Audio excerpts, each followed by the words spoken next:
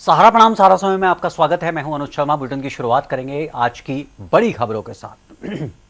1971 युद्ध के शौर्य की स्वर्ण जयंती के मौके पर देहरादून में राहुल गांधी ने एक जनसभा को संबोधित किया। देहरादून के परेड ग्राउंड में आयोजित सभा में राहुल गांधी ने उत्तराखंड के विकास की बात तो की ही, साथ ही डबल इंजन की सरकार पर भी निशाना साधा। उन्होंने कहा है कि पिछले 5 सालों से सत्ता में काबिज डबल इंजन की सरकार ने लोगों से वादे तो बड़े बड़े किए, लेकिन उन वादों को धरातल पर कितना उतारा गया ये पहाड़ की जनता जानती है। राहुल गांधी ने महंगाई और भ्रष्टाचार के मुद्दे पर भी सरकार को घेरा। उन्होंने कहा है कि आम आदमी महंगाई से त्रस्त है और जीरो टॉलरेंस की बात कहने वाली सरकार भ्रष्टाचार पर कितनी लगाम लगा पाई है ये जनता सब देख रही है। किसानों के मुद्दे पर राहुल गांधी ने केंद्र सरकार और राज्य सरकार को आड़े हाथों लिया। इस मौके पर 1971 के शहीदों के परिजनों के अलावा पूर्व सैनिकों को सम्मानित किया गया। इस मौके पर उत्तराखंड कांग्रेस के सभी बड़े नेता मंच पर मौजूद थे।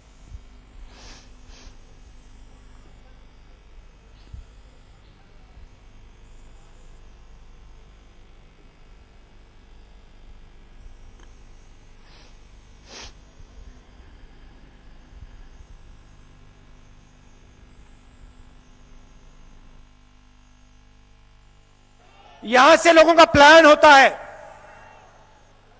क्योंकि उत्तराखंड में आपको रोजगार नहीं मिलता। क्यों नहीं मिलता, यह सवाल आपको पूछना है। इसका कारण यह है कि जो आपको रोजगार दे सकते हैं, छोटे बिजनेस वाले, मिडिल साइज बिजनेस वाले, दुकानदार, उनको नरेंद्र मोदी जी की सरकार ने, बीजेपी की सरकार ने नष्ट कर दिया है, खत्म कर दिया है। नोटबंदी, जीएसटी, ये हथियार हैं भाई और बहनों, ये पूंजीपति के हथियार हैं। नरेंद्र मोदी जी इंप्लीमेंटर हैं, वो उनका काम करते हैं। और आप देख लेना, जब तक दिल्ली से बीजेपी की सरकार नहीं हटेगी, तब तक इस देश में युवाओं को रोजगार नहीं मिल सकता, चाहे कुछ भी हो जाए। पेट्रोल डीजल का दाम बढ़ता जाएगा, छोटे दुकानदार, मिडिल साइज और स्मॉल साइज बिजनेसेस बंद होते जाएंगे। एयरपोर्ट, पोर्ट्स, इंफ्रास्ट्रक्चर, सड़कें, माइंस, सब का सब उन्हीं 3-4 लोगों के हाथ में जाता जाएगा। और आप लिख के ले लो, यह देश अपने युवाओं को रोजगार नहीं दे पाएगा।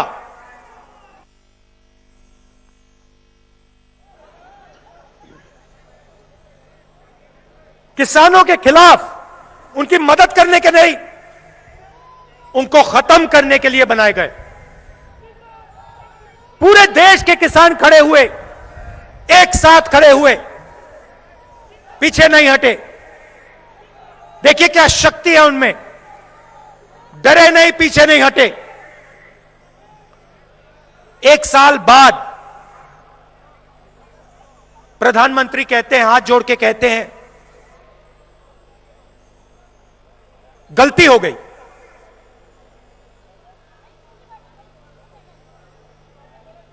माफी मांगता हूं। और फिर माफी मांगने के बाद जो 700 किसान शहीद हुए, उनके बारे में बीजेपी के लोग पार्लियामेंट में कहते हैं कि कोई शहीद नहीं हुआ।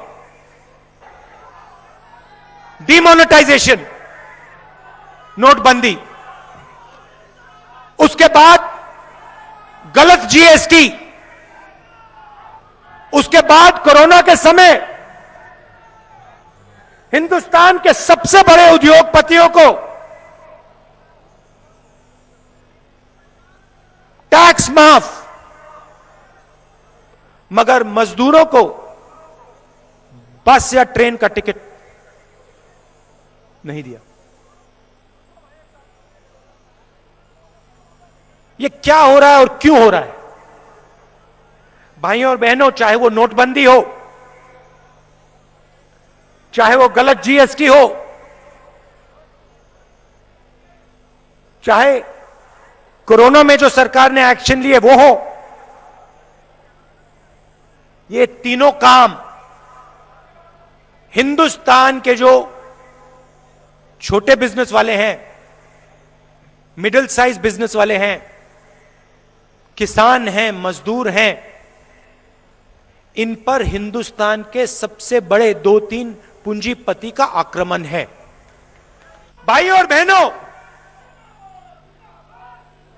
बांग्लादेश लड़ाई के समय देश मजबूत था, हमारे इंस्टीट्यूशंस मजबूत थे, सेना और सरकार के बीच में जबरदस्त रिश्ता था। सरकार सेना की सुनती थी, सेना सरकार की सुनती थी, एक दूसरे का आदर करती थी, कम्युनिकेशन था।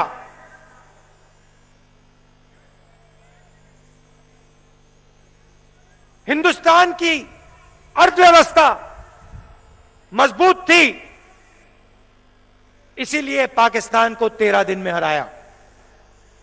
आज वो हालत नहीं है। हमारे मीडिया वाले कुछ भी कह लें,